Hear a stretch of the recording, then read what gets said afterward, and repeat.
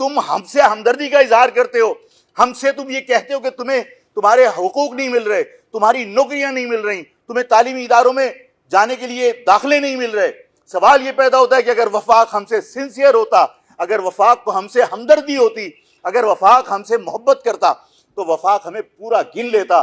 اگر ہمیں وفاق پورا گن لیتا تو ہمیں صدق کے وڈیروں سے مانگنے کی ضرورت نہیں پڑتی, اس لیے کہ اکثریت کی بنیاد پر اس صوبے پہ صرف ہماری حکومت ہوتی. وفاق تمہیں KPT میں نوکری کیوں نہیں دیتا؟ وفاق تمہیں PIA میں نوکری کیوں نہیں دیتا؟ وفاق تمہیں اسٹیل مل کے علاوہ پاکستان کے وفاق کے جو ادارے FIA میں نوکری کیوں نہیں دیتا؟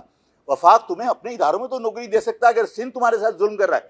وفاق صرف تمہیں استعمال کرنا چاہتا ہے. وفاق تم سے 18ویں ترمیم کو چھیڑ چھاڑ کروا کر سندھیوں سے تصادم کروانا چاہتا ہے. 1.5 کروڑ عوام اس شہر کے نہیں گنے گئے, وہ اس جرم کو تسلیم نہیں کرتے, بلکہ وہ 2 کروڑ 20 لاکھ یا 2 کروڑ 5 لاکھ کرنے پر کہتے ہیں یہ کریڈٹ پارٹی کو جاتا ہے. تم اقتدار میں تھے, تم ایجنسیوں کے رابطے میں تھے, تم حکومتوں کے رابطے میں تھے, تمہارا فرض بنتا تھا کہ تم کبھی بھی حکومت کے اندر شامل نہیں ہوتے جب تک تمہیں پورا گنا نہیں جاتا.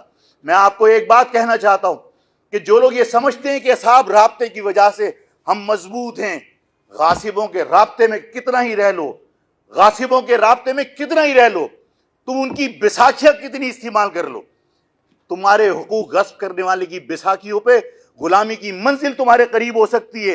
حقوق کے حصول کا امکان مسترد کر دیجئے, اس لیے کہ جب کسی کی بیساکھیوں پہ چلو گے تو تم اس کی منزل پہ پہنچو گے, وہ تمہیں غلامی کی منزل پر لے جا کر اپنا غلام بنا لے گا. ہم 22 سیٹیں لیں گے اور لوگ کہتے ہیں کہ ہم انہیں 22 سیٹیں دیں گے. ہم نے کہا کہ اگر تمہیں 22 سیٹیں کوئی دے رہا ہے, اگر کوئی تم 22 سیٹیں لینے کی پوزیشن میں ہو تو بتاؤ یہ کہ فیصلے کون کر رہا ہے. اگر فیصلے کسی بند کمرے میں کسی کنٹرول روم میں بیٹھ کر کیے جا رہے ہیں تو میری تقدیر کا فیصلہ کنٹرول روم میں کوئی کیوں کرے؟ آپ کی تقدیر کا فیصلہ کوئی کنٹرول روم میں بیٹھ کر کیوں کرے؟ میری تقدیر کا فیصلہ بھی میں کروں گا, میری قوم کی تقدیر کا فیصلہ بھی میری قوم خود کرے گی.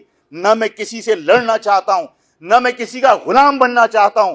میں نے کہا کہ میں شناخت کے ساتھ جیوں گا, شناخت کے ساتھ مروں گا. نہ گمنامی میں جینا چاہتا ہوں, نہ گمنامی میں مرنا چاہتا ہوں. یہ کہہ دینا آسان ہوتا ہے کہ فلاں کرپٹ, فلاں چور, فلاں چور. بات یہ ہے کہ اس پاکستان کے اندر ہر جگہ کرپشن ہے. کوئی ادارہ ایسا نہیں ہے جو کرپشن سے محفوظ ہو. لیکن اس کرپشن کے خلاف چاہے وہ پولیٹیشنز ہوں, چاہے وہ ادارے ہوں, چاہے وہ جوڈیشری ہو, احتساب کرے گا کون؟ کیا ایک کرپٹ کسی دوسرے کرپٹ کا احتساب کر سکتا ہے؟ اگر کوئی احتساب کرے گا تو وہ عوام احتساب کر سکتے ہیں جو ٹیکس دیتے ہیں, جس کے ٹیکس سے تمام اداروں کی تنخواہیں جاتی ہیں, تمام پاکستان کا دفاعی نظام چلتا ہے. میں کہتا ہوں ہمیں آخری حق کی جنگ سدھی سے ہی لڑنی پڑے گی. اس کو احساس دلانا پڑے گا کہ بہت نعرے لگاتا تھا بہاری نہ کپن, بہاری نہ کپن. اب بتاؤ کہ یہاں پر اس شہر کے اندر افغانیوں کو بسا کے تم نے کون سی عقل مندی کی؟ آخری لڑائی سندھی سے لڑنی پڑے گی. لیکن مجھے بتائیے کہ آج میں کسی اور کی لڑائی کیوں لڑوں؟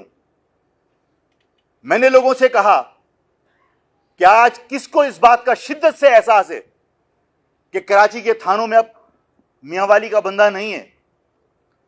آج کس کو شدت سے احساس ہے کہ سیائی سینٹر اب چودھریوں کے ہاتھ میں نہیں ہے؟ اس بات کا احساس کس کو ہے جو پہلے تھانے میں تھا؟